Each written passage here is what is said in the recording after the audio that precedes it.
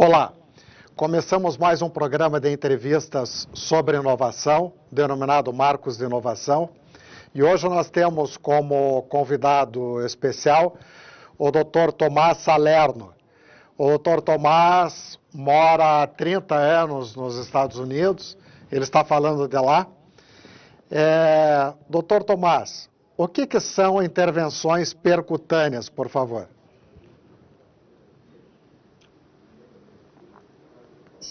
Através de uma puntura na perna, em que se coloca um catéter que vai até o coração. Então, comparado com cirurgia, a cirurgia necessita abrir o peito para fazer a cirurgia. Por exemplo, trocar a válvula.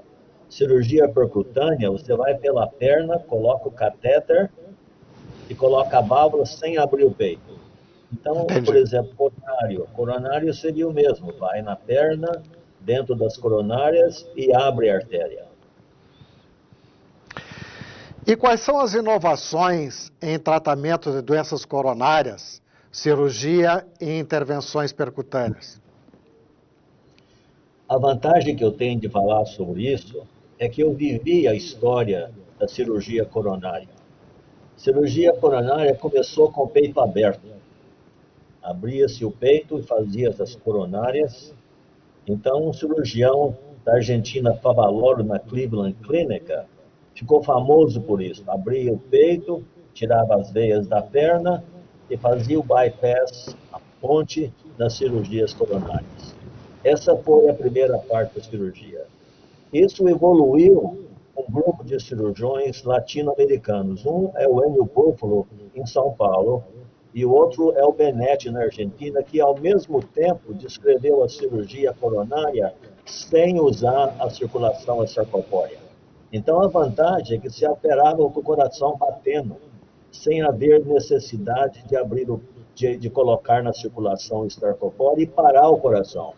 Esse foi um movimento muito grande. Então, cirurgia coronária era a cirurgia mais comum do mundo.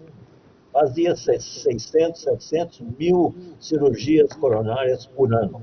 Um dia, um radiologista teve a ideia, olhando na angiografia, por que é que não vai pela perna, passa um catéter com um balão e dilata essa artéria? Esse sujeito se chamava Runzig, era um radiologista.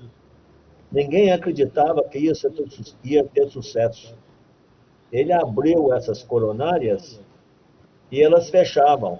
Então desenvolveram um stent, que é um suporte que se dá a essas, depois que dilata a coronária, coloca o stent que dá o apoio para a artéria não fechar. Isso aí foi a maior evolução em cirurgia coronárias. Então, os pacientes que aparecem, por exemplo, na sala de emergência, tendo um infarto do coração, no passado ia tudo correndo para a cirurgia. Hoje, vão para a sala de cateterismo e em meia hora volta ao normal, fazendo a dilatação dessas coronárias e colocando um stent. Para paciente com doença coronária, essa foi uma grande evolução. O desenvolvimento de stents que impede, que facilitam a cirurgia sem abrir o peito. Essa foi uma muito importante evolução nos tempos dos anos. É uma coisa que no começo não se pensava que teria sucesso. E hoje os pacientes com doenças coronárias são tratados através de uma punção na perna. Qual é a vantagem disso? Se você faz a cirurgia coronária, você fica no hospital 4, 5 dias, você está com dor, tem o peito, tem o tempo de recuperação. Se você faz uma angioplastia, como eu estou falando, você vai de manhã e vai embora de noite, e vai trabalhar no outro dia. Então, isso é uma coisa que evoluiu muito e melhorou o tratamento das doenças coronárias de pacientes. Muito bem. A doença de válvulas causa febre reumática. Há uma maneira de prevenir isso? Eu quero lhe dar uma perspectiva minha, é uma coisa que eu sempre tive vontade muito de fazer. Eu quero explicar ao seu público o que é a febre reumática. A febre reumática, você está lá nas montanhas de Minas Gerais, do Peru, e você começa a ter dor. A criança levanta com dor da garganta. Ela tem o Streptococcus, que é uma bactéria na garganta.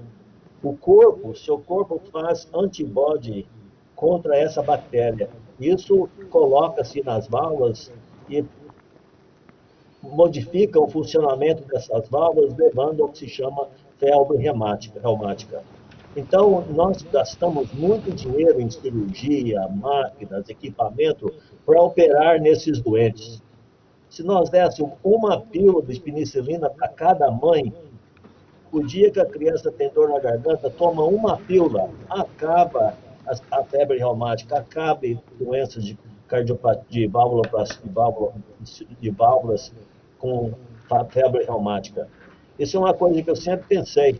Há certas dificuldades, porque pode se desenvolver, as bactérias podem ficar resistentes ao antibiótico, mas na realidade, uma pílula de penicilina, você não teria febre reumática. E quanto à cirurgia para a válvula percutânea da aorta, válvula mitral, válvula pulmonar e tricúspide? Isso aí foi uma grande evolução. Eu quero dar uma perspectiva de um cirurgião que viveu isso. Em 2002, Cribier, que é um cirurgião em Paris, descreveu colocar um catéter através da perna, passando sobre a válvula aórtica que estava cerrada, e dilatar e colocar uma válvula dentro dessa artéria, dessa válvula. Ninguém achou que isso teria sucesso. Isso aí foi uma coisa que os cirurgiões cardíacos, que veem a patologia todos os dias, não acreditavam que ia ter sucesso. Olha, nós estamos na primeira, segunda, terceira e quarta gerações desses diapositivos que colocam uma válvula no catéter, vai pela perna, dilata a válvula e coloca uma válvula aórtica. Isso vai acabar com cirurgia da válvula da aórtica. Qual é a vantagem disso? É a mesma coisa.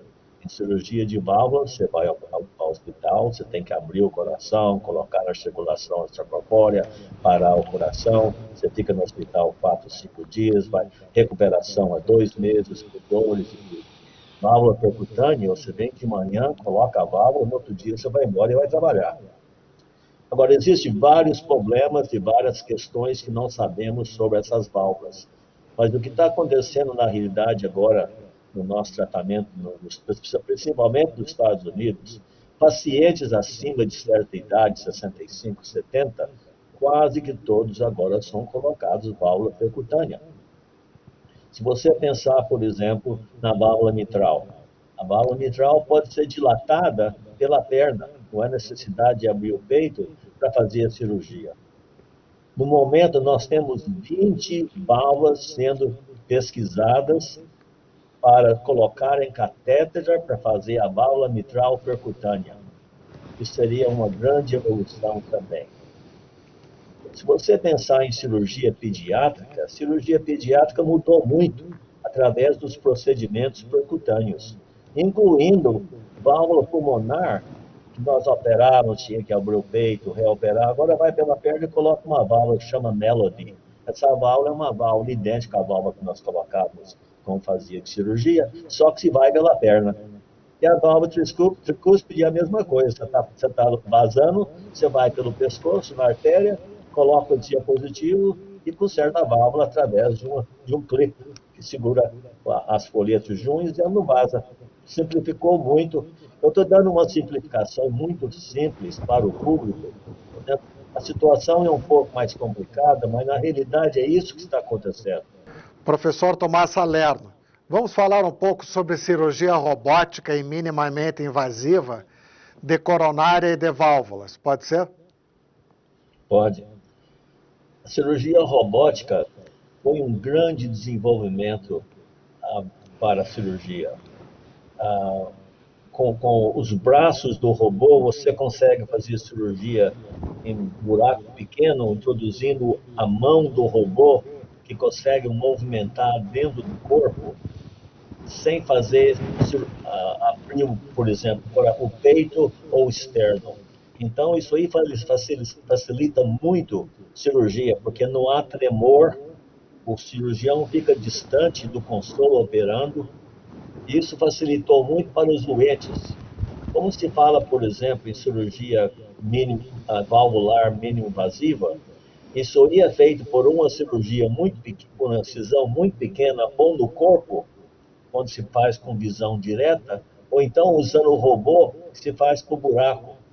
Isso é necessário ter muita experiência. Então, nos Estados Unidos, a cirurgia robótica para o coração são poucos os centros que fazem.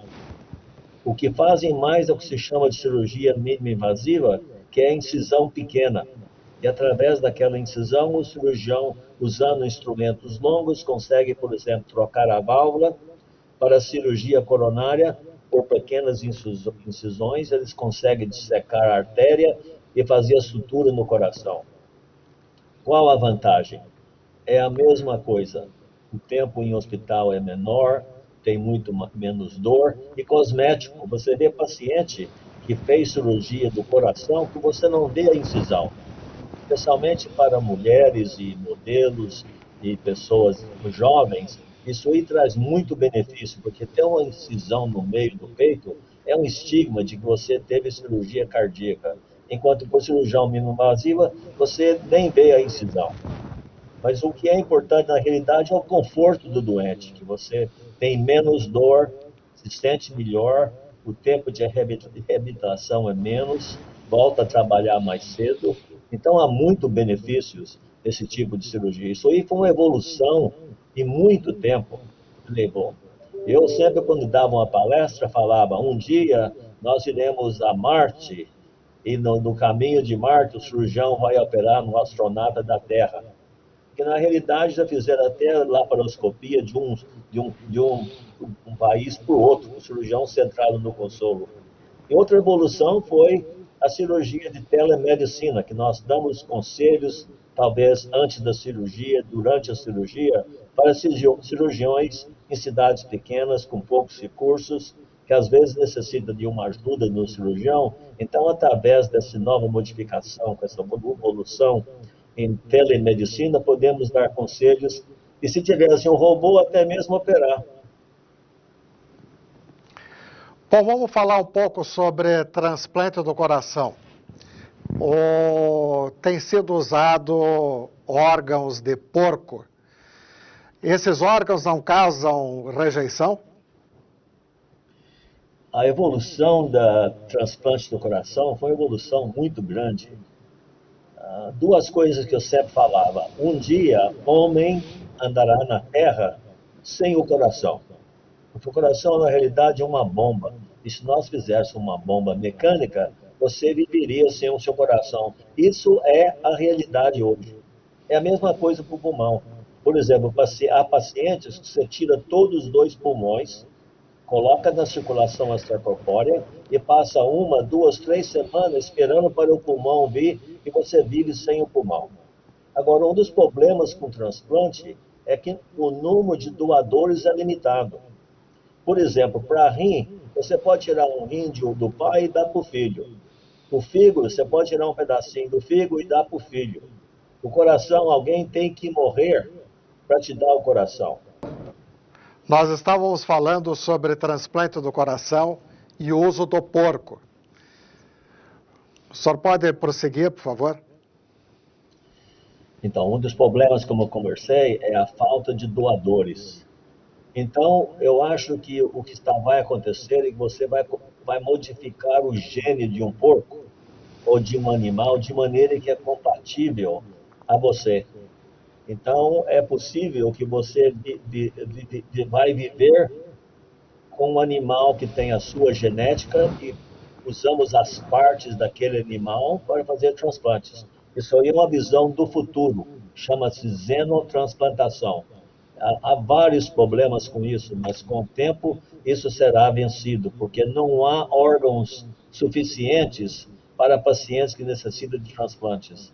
Uma das coisas que eu quero dizer ao público é que ninguém deve morrer, especialmente em acidentes e causas assim, que não seja considerado para transplantes. Não enterre alguém sem ser considerado para transplante, que alguém pode viver com o seu órgão. até que no futuro teremos a oportunidade de termos os órgãos, como falei, através de animais com genética modificadas. Muito bem. Eu agradeço ao Dr. Tomás Salerno, que está falando lá dos Estados Unidos, e eu deixo agora a palavra para as suas considerações finais, professor. As minhas considerações finais é para o público em geral.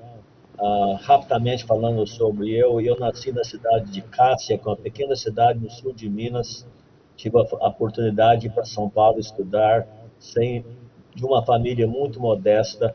Vim para os Estados Unidos através de bolsa dos Estados Unidos para estudar na McGill e consegui, na realidade, chegar a trabalhar agora na Universidade de Miami com muitos brasileiros, como o Leonardo Molinari, que é o chefe da pediatria, da cirurgia pediátrica, o Rodrigo Viana, que é o chefe do transplante, o maior transplante dos Estados Unidos, e eu, como fui chefe da cirurgia aqui por muitos anos, eu dou uma perspectiva para o público que o futuro em tratamento de pacientes de cardiopatias finais, terminais, é muito apropriado e muito positivo.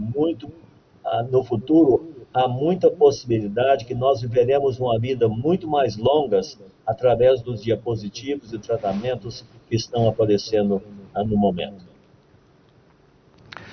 Dr. Tomás Salerno, muito obrigado pela excelente entrevista. Um abraço para o senhor. Muito obrigado, Marco. Bom dia.